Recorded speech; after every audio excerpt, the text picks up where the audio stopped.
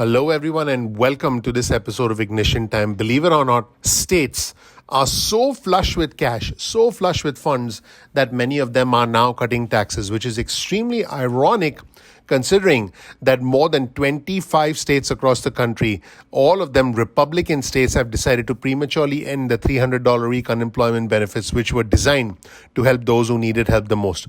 Welcome to this episode of Ignition Time, everyone. My name is Dr. Chhoda, where I give you the truth about the country, the economy, as well as our money. This is extremely surprising because at the end of the day, money should go to those who need help the most. But again, you come to this channel for the truth, and I will give you the truth wherever the truth might lead us.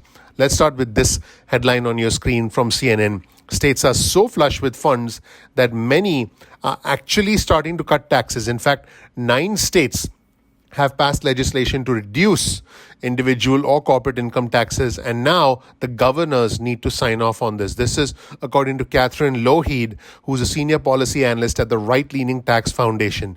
Now, for some of these states, the reductions are retroactive to January 1st, but in others, the cuts don't take effect until next year. This is what Catherine Lougheed said. Most of the states that are doing rate reductions have a big surplus, and that's why they are doing this.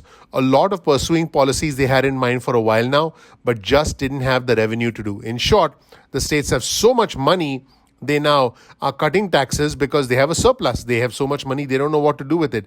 Many states are finding themselves flush with cash because they are actually getting income taxes from companies and many higher income employees who are now continuing to work remotely, and on top of that, they're getting money from the federal government thanks to the American Rescue Plan. In addition, the booming stock market has resulted in hefty capital gains tax. On top of that, sales tax collections have increased because many people are shopping online, many people are buying essentials in stores, and basically this is resulting in more income than ever before for states. Now, most of these measures cut taxes across the board, but what's extremely ironic is that the biggest benefits of these tax cuts will come for the wealthy. So think about this for a second. More than half the states across the country, all of them Republican states, cut the $300 a week unemployment benefits. Many states, and by the way, this includes Republican states, cut taxes for the wealthy. On top of that, they have a surplus of cash, and so the rich keep getting richer, and the poor, who are struggling to put food on the table, who are struggling to make rent, who are struggling to keep the lights on, simply get left behind. Let's take a look at the state of Ohio. The Republican governor from Ohio, Mike DeWine, signed a 2-year budget bill that reduces income tax rates and boosts the bottom bracket so more low-income earners will be exempted. But it also eliminates the top bracket for those earning more than $221,300. What does this mean? This means that the richest 5% of taxpayers in Ohio will receive nearly 60% of the benefits, while the bottom 80% will only get 23% of the benefits, according to an analysis for Policy Matters Ohio by the left-leaning Institute on Taxation and Economic Policy. This is astonishing information, folks. Think about this again for a second. Those who are unemployed get left behind, and the rich get richer because the states are now getting funded by the rich and are in turn saying, hey, we'll cut taxes for the rich. This allows the rich to keep more money in their pocket while the poor get left behind. Here's a quote from Zach Schiller, who's a Policy Matters research director. He said this prior to the governor signing the bill. Without veto action by DeWine, the legislature will send a windfall to the wealthiest Ohioans while draining revenue the state needs to get back on track after the pandemic. Altogether, the tax cuts and breaks will cost more than $2 billion over the next 2 years that could be put to much better use. Let's take a look at the governor of Oklahoma, Kevin Stitt, who's a Republican. Last month, what he did was he signed legislation cutting individual income tax rates by 0.25 percentage points. Now, that reduces the top tax rate from 5% to 4.75%. Now, that might not seem like a lot to you, but this is the 6th lowest among states that levy income taxes. Also, the state's corporate tax rate fell much more significantly from 6% down to 4%. That's down by 33%.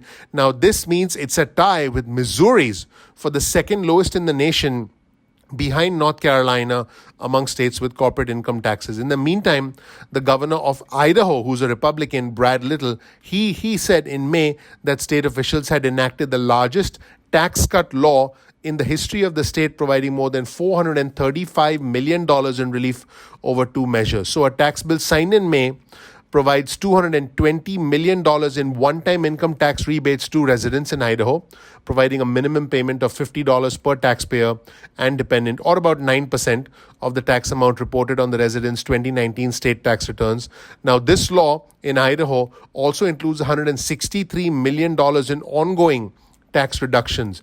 It reduces the number of income tax brackets to 5, it was originally 7, and lowers the top individual and corporate tax rate to 6.5%, down from 6.925%. So, what is the state saying? The state is saying that the primary source of funding for the measure comes from the implementation of a provision several years ago that charges sales tax on out-of-state purchases made online, according to the Idaho Freedom Foundation. Now, where does this leave low-income workers? Several states have also made changes to their earned income tax credits, which benefit lower-income workers, particularly many essential employees during the pandemic. Here's a quote from Richard Oxier, who's a senior policy associate at the Nonpartisan Tax Policy Center.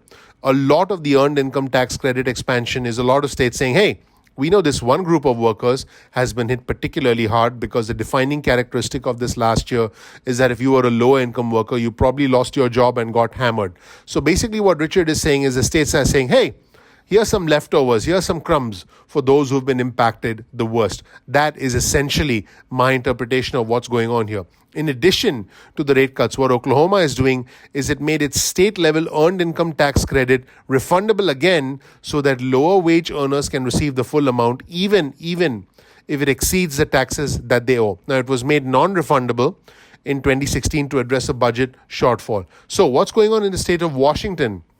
The Washington governor, Jay Inslee, who's a Democrat, signed a bill creating a state-level earned income tax credit back in May after more than 12 years of advocacy by consumer groups. This credit, which will begin in the year 2023 in the state of Washington, will provide between $300 and $1,200 to 420,000 households, according to the left-leaning Washington State Budget and Policy Center. My prediction for our viewers and subscribers is that the battle between the states and the federal government will continue. In fact, many Republican governors have argued that cutting taxes is a way to boost the state economy from the pandemic, and this sets up a clash with Democrats who say that any budget surplus should be spent on struggling residents, those who need help the most. Let's take a look at Arizona, for example. The state budget that the Republican governor Doug Ducey signed recently, what it does is it collapses the state's tax brackets into two, a 2.55% and a 2.98% tax bracket. A flat rate of 2.5% could take effect in the future depending on the amount of the general fund revenue that is raised. Also, lawmakers put in a 4.5% rate cap, which essentially blunted a 3.5% surcharge on high earners that voters approved last year to pay for education. In short, the rich will end up paying a lower amount of taxes. Ducey said this in a video message. We're giving a bulk of the surplus dollars back to the people who earned them, to you. This budget puts a giant open for business sign on the state of Arizona.